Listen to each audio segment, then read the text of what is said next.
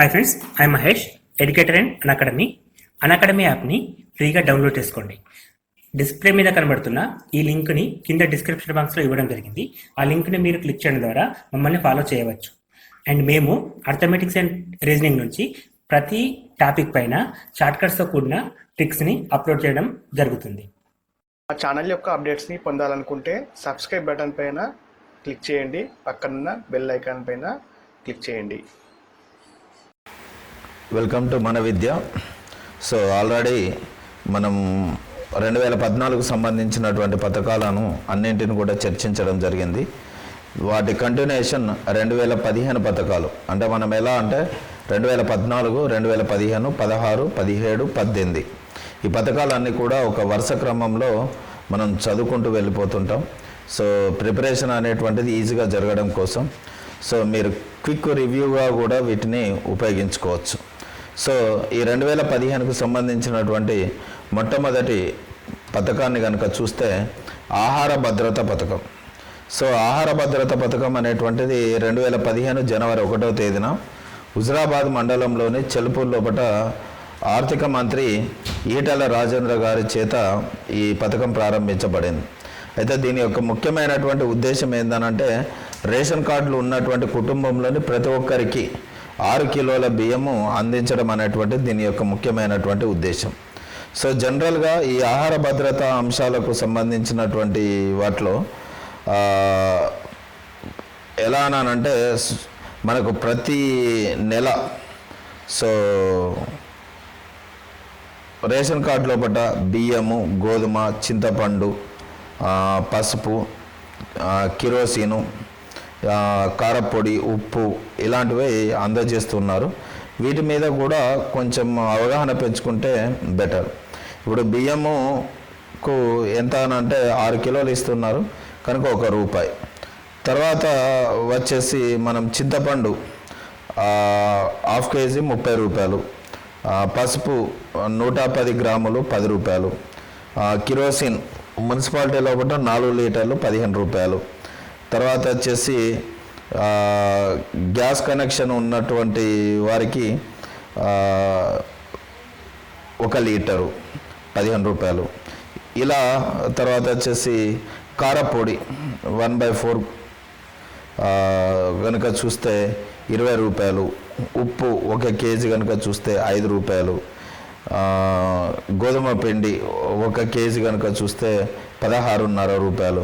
ఈ విధంగా మనం లబ్ధి అనేటువంటిది రేషన్ షాప్ లోపల పొందుతున్నాం. సో రేషన్ షాపులకు సంబంధిత అంశాలను గనక మనం తెలుసుకోవడం కోసం ఒక మాసపత్రిక కూడా ఏర్పాటు చేయడం జరిగింది. ఈ మాసపత్రిక అనేటువంటిది ఏంటిది అనంటే వినియోగ తరంగిణి అనేటువంటిది మాసపత్రిక. తర్వాత వచ్చేసి సన్నబియ్య పథకం.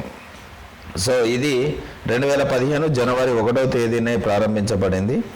ఇది గవర్నమెంట్ అంటే ప్రభుత్వ హాస్టల్లో ఉండేటువంటి విద్యార్థులకు కళాశాల లోపల ఉండేటువంటి అంటే కళాశాల అంటే వాళ్ళు ఉండేటువంటి హాస్టల్స్కు సో గురుకుల రెసిడెన్షియల్కు నాణ్యమైనటువంటి భోజనాన్ని అందజేయడం దీని యొక్క ముఖ్య ఉద్దేశం. సో దీని లోపల సుమారుగా కనుక చూస్తే 12,500 మెట్రిక్ టన్నుల బియ్యం అనేటువంటిది అవసరం అవుతూ ఉంది. తర్వాత ఈ పథకం వచ్చేసి ఆరోగ్యలక్ష్మి పథకం అనేటువంటిది ఇంతకుముందు ఈ పథకం అనేటువంటిది ఇందిరమ్మ అమృత హస్తం అనేటువంటి పథకము. దాని పేరు మార్చి ఆరోగ్య లక్ష్మిగా చేశారు. ఈ పథకము 2015 జనవరి 1వ తేదీన ప్రారంభించబడింది. రాష్ట్రం లోపల ఉండేటువంటి గర్భిణీలకు, పాలిచ్చే తల్లులకు ఒక సంపూర్ణమైనటువంటి మధ్యాహ్న భోజనాన్ని అందించడం అనేటువంటిది దీని యొక్క ముఖ్యమైనటువంటి ఉద్దేశము. సో ఇప్పుడు కనీసం 25 రోజుల లోపల సంపూర్ణమైనటువంటి భోజనాన్ని అందించడం దీని యొక్క ముఖ్యమైనటువంటి ఉద్దేశం. అంతేకాకుండా 200 మిల్లీలీటర్ల పాలను కూడా అందజేయడం, 2.5 కేజీల చిన్నపిల్లలకు పోషకాహార ప్యాకెట్ అయినటువంటి బాలామృతాన్ని అందజేయడం అనేటువంటిది దీని యొక్క ముఖ్య ఉద్దేశం. ఇక్కడ 2018 లోపల ఈ స్కీముకు సంబంధించి సో మొత్తం కేటాయించినటువంటి బడ్జెట్ ఎంత అంటే 296 కోట్లను ఈ ఆరోగ్య లక్ష్మికి బడ్జెట్ కేటాయించడం జరిగింది. తర్వాత వచ్చేసి mission Kakatiya. So mission Kakatiya అనేటువంటిది 2015 మార్చి 12 నిజామాబాద్ జిల్లా సదాశివ్ నగర్ మండలంలోని పాత చెరువు లోపల మిషన్ కాకతీయ పథకం అనేటువంటి సీఎం కేసీఆర్ సార్ గారి చేతుల మీదుగా ప్రారంభించడం జరిగింది. దీని యొక్క ముఖ్య ఉద్దేశం ఏంటి అని అంటే కాకతీయులు ఈ చెరువులను పూడిక తీయడం, చెరువులను పునరుద్ధరించడం వంటివి చేసేవారు. అప్పుడు చేసినటువంటి శోభ ఏ విధంగా ఉందో ఆ విధమైనటువంటి దానికి తీసుకురావడం కోసం భారీ వ్యయంతో 46,000కు పైగా చెరువులను పూటిక తీసి పునరుద్ధరించడం దీని యొక్క ముఖ్య ఉద్దేశం. అయితే దీని యొక్క లోగోను కనుక మీరు చూస్తే నినాదం మన ఊరు మన చెరువు. దీని మీద ఒక చిన్న లఘు చిత్రాన్ని కూడా తీయడం జరిగింది. ఆ చిత్రం ఏందనంటే చెరువుల తల్లి. దీని యొక్క ముఖ్యమైనటువంటి కాన్సెప్ట్ ఏందనంటే ప్రతి సంవత్సరం 9,306 చెరువులను పునరుద్ధరించి సో వచ్చేటువంటి 5 సంవత్సరాల లోపల 46,531 చెరువులను పునరుద్ధరించాలి. అయితే 2018-19 బడ్జెట్ గాను 1.601 కోట్లు ఈ పథకానికి గాను కేటాయించడం జరిగింది. తర్వాత వచ్చేసి తెలంగాణ బాధితుల పరిహార పథకం. సో ఇది 2015 ఏప్రిల్ 1న ప్రారంభించబడింది. వివిధ నేరాలకు క్షణికావేశంలో చేసి తర్వాత పశ్చాత్తాప పడుతున్నటువంటి వాళ్ళు, జైళ్ళలో ఉన్నటువంటి వాళ్ళు, వివిధ నేరాలకు గురైనటువంటి వాళ్లకు సో వాళ్ళకు కూడా కొంత పరిహారం అనేటువంటిది అందజేయడం కోసం జిల్లా న్యాయ సేవా సంస్థకు దరఖాస్తు చేసుకుంటే పరిశీలించి వారి యొక్క స్థితిగతులను బట్టి వారికి ఆర్థిక సహాయం అందజేస్తూ ఉంటారు. ఆ పథకం అనేటువంటిది 2015 ఏప్రిల్ 1న ప్రారంభించబడింది. తర్వాత వచ్చేసి హైదరాబాద్ లోపల ఉచిత వైఫై సేవలు అనేటువంటివి 2015 ఏప్రిల్ 16న కేటీఆర్ గారి చేత ప్రారంభించబడింది. దీని యొక్క ముఖ్యమైనటువంటి ఉద్దేశం ఏంది అని అంటే ముందుగా హైదరాబాద్ నగరం అంతటా కూడా ఉచిత వైఫై సేవలను కేవలం 30 నిమిషాల పాటే ఉచితంగా అందించేటువంటి పథకం. అయితే ఇది ఎక్కడి వరకు అని అంటే హైదరాబాదులోని ట్యాంక్ బండ్ పరిసరాల లోపల 10 కిలోమీటర్స్ వరకు ఈ వైఫై సేవలు అందించబడుతూ ఉంటాయి. నెక్స్ట్ స్వచ్ఛ తెలంగాణ, స్వచ్ఛ హైదరాబాద్. దీని యొక్క ఇది ఎప్పుడు ప్రారంభించబడిందంటే 2015 మే 16 నాడు హైదరాబాద్లోని హైటెక్ సిటీ సమీపంలో ప్రారంభించబడింది. దీని యొక్క ముఖ్య ఉద్దేశం ఏంటి అని అంటే హైదరాబాదును స్వచ్ఛమైనటువంటి నగరంగా తీర్చిదిద్దడం. తర్వాత వచ్చేసి దీని లోపల భాగంగా పారిశుద్ధ్యం మీద అవగాహన కల్పించడం దీని ముఖ్య ఉద్దేశం. తర్వాత వచ్చేసి ప్రస్తుతం బ్రాండ్ అంబాసిడర్గా ఎవరు కొనసాగుతున్నారు అని అంటే సుద్దాల అశోక్ తేజ. ముందుగానేమో మంచు లక్ష్మి గారు స్వచ్ఛ తెలంగాణ బ్రాండ్ అంబాసిడర్గా ఉండేటువంటి వాళ్ళు. తర్వాతి పథకాన్ని కనుక చూస్తే TSI pass, Telangana state industrial project approval and self certificate system. So ఇది ఎప్పుడు స్టార్ట్ అయింది అంటే 2015 జూన్ 12న. దీని యొక్క ముఖ్యమైనటువంటి ఉద్దేశం ఏంటంటే పారిశ్రామిక అనుమతులను వేగవంతంగా అందజేయడం. తర్వాత వచ్చేసి మనము పరిశ్రమ స్థాపన చేసుకుందాం అని అనుకోగానే వితిన్ 30 రోజుల లోపలనే మనకు ఆ పరిశ్రమ నెలకొల్పడానికి కావాల్సినటువంటి అనుమతి పత్రాలు అందజేయడం అనేటువంటిది పారిశ్రామిక రంగాన్ని డెవలప్ చేయడం కోసం ప్రవేశపెట్టినటువంటి పథకం ఇది. తర్వాత దిండి ఎత్తిపోతల పథకం. ఇది 2015 జూన్ 12 నాడు నల్గొండ జిల్లా లోపల మర్రిగూడ మండలం శివారు లోపల ఈ పథకము ప్రారంభించబడింది. అయితే దీని యొక్క ముఖ్యమైనటువంటి ఏమేంటనంటే ఫ్లోరైడ్ ఎక్కువగా ఉన్నటువంటి జిల్లా మీకు తెలిసిందే నల్గొండ జిల్లా. దీనికి కృష్ణానది నుంచి సురక్షితమైనటువంటి త్రాగునీటిని మరియు సాగునీటిని అందించడం అనేది.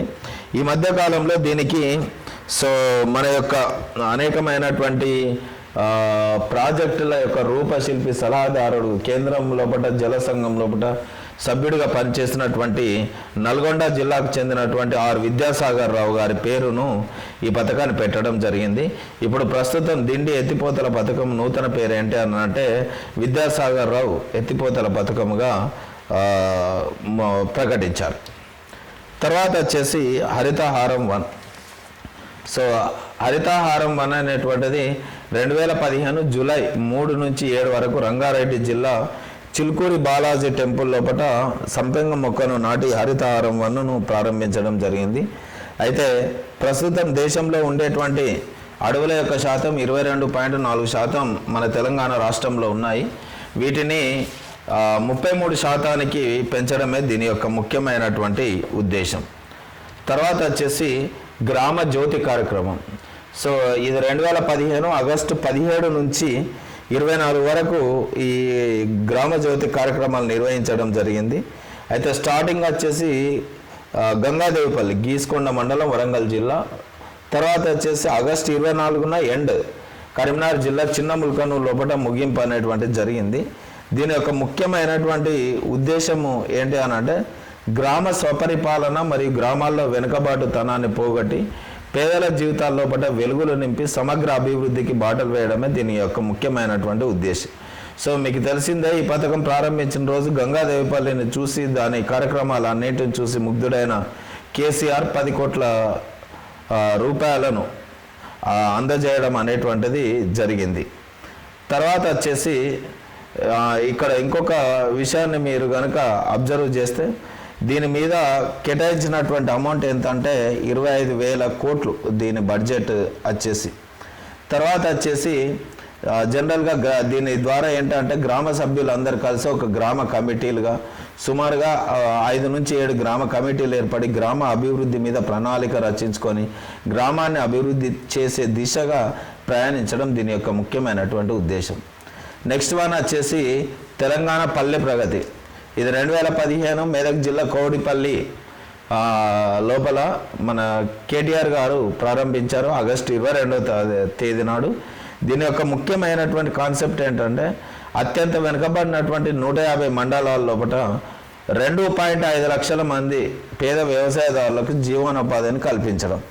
అయితే ప్రస్తుతం కనుక చూస్తే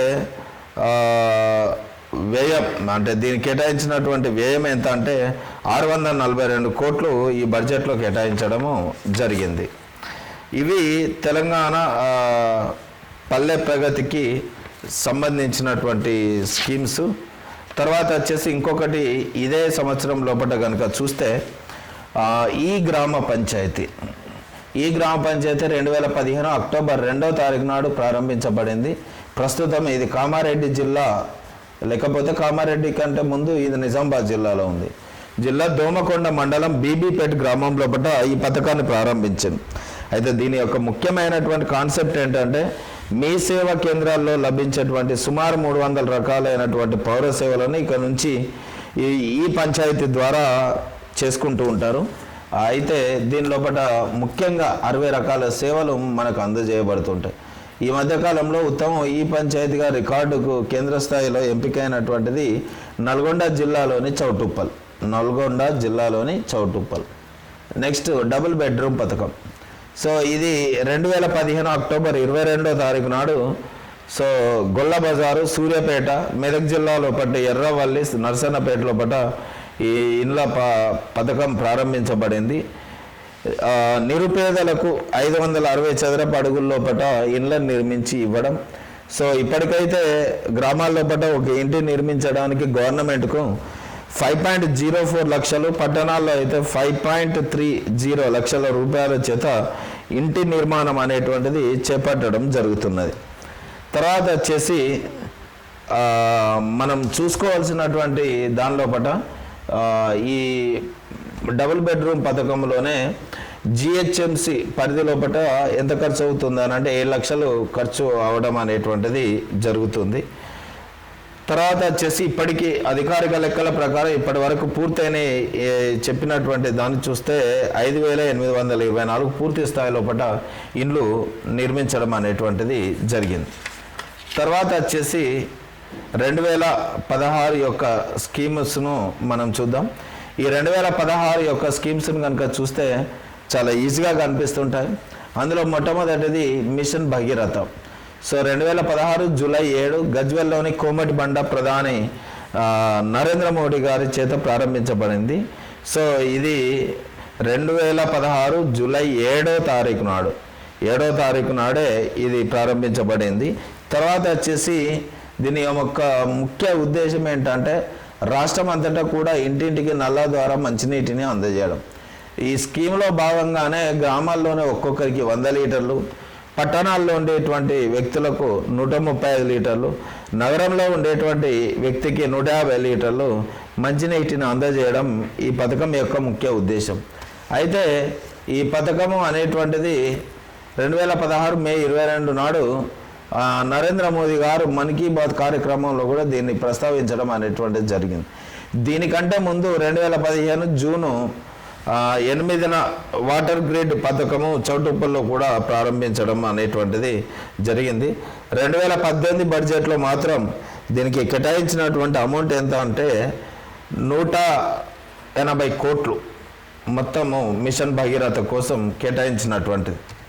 తర్వాత వచ్చేసి హరితహారం 2, ఇది 2016 జూలై 8 నల్గొండ జిల్లా గుండ్రాంపల్లి లోపల వేప మొక్కను నాటి ఈ హరితహారం 2ను పెంచడం, హరితహార కార్యక్రమం ప్రారంభించడం జరిగింది.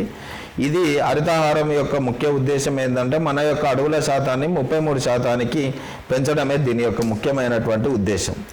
తర్వాత వచ్చేసి చేప పిల్లల పంపిణీ కార్యక్రమం అనేటువంటిది 2016 అక్టోబర్ 3వ తారీఖు నాడు సో తలసాని శ్రీనివాస్ యాదవ్ గారి చేత రాష్ట్రమంతటా ఇది ప్రారంభించడం జరిగింది. సో ఇది సుమారుగా ఈ పథకం అనేటువంటిది 20 లక్షల మత్స్యకారులకు ప్రత్యక్షంగా పరోక్షంగా లబ్ధి చేకూర్చడం కోసం ఇది ఏర్పాటు చేయబడినటువంటి కార్యక్రమం. మత్స్యకారులకి ఈ మధ్యకాలంలో వెహికల్ డిస్ట్రిబ్యూషన్ కూడా ఉండనున్నట్లు 1,500 రూపాయలకే వెహికల్ డిస్ట్రిబ్యూషన్ ఉన్నట్లు ప్రకటించారు. త్వరలోనే ఈ మత్స్యకారులకు వెహికల్ కూడా అందజేస్తారు.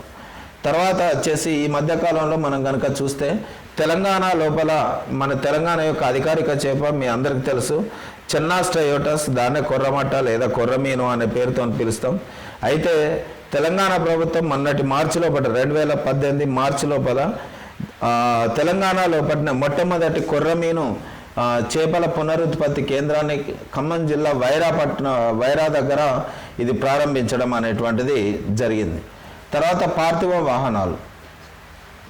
వాహనాలు అనేటువంటివి 2016 నవంబర్ 18వ తారీఖు నాడు గాంధీ ఆసుపత్రిలో ఇది ప్రారంభించింది. అంటే దీని యొక్క ముఖ్యమైనటువంటి ఉద్దేశం ఏంటంటే నిరుపేదలు అనేటువంటి వాళ్ళు హాస్పిటల్లో మృతి చెందితే ఆ మృతి చెందినటువంటి డెడ్ బాడీని తిరిగి ఇంటికి తీసుకురావడానికి కూడా వాళ్ళకు సరైనటువంటి ఆర్థిక సంపద ఉండదు.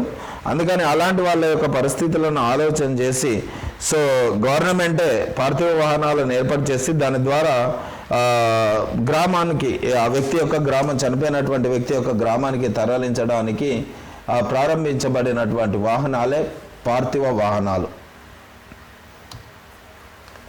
తర్వాత వచ్చేసి అమ్మ ఒడి వాహనాలు ప్రారంభం 2016 డిసెంబర్ 28వ తారీఖు నాడు హైదరాబాదు లోపల ఆరోగ్య శాఖ మంత్రి లక్ష్మారెడ్డి గారు ఈ పథకాన్ని ప్రారంభించడం జరిగింది. అయితే ఈ పథకం కింద ప్రభుత్వ ఆసుపత్రిలో ప్రసవానికి ముందు, ప్రసవం తర్వాత తల్లి బిడ్డలను సేఫ్టీగా ఇంటికి చేర్చడం కోసం ప్రారంభించబడినటువంటి వాహనమే అమ్మ ఒడి. దీని యొక్క టోల్ ఫ్రీ నంబర్ కనుక చూస్తే 102 అనేటువంటిది దీని యొక్క టోల్ ఫ్రీ నంబర్.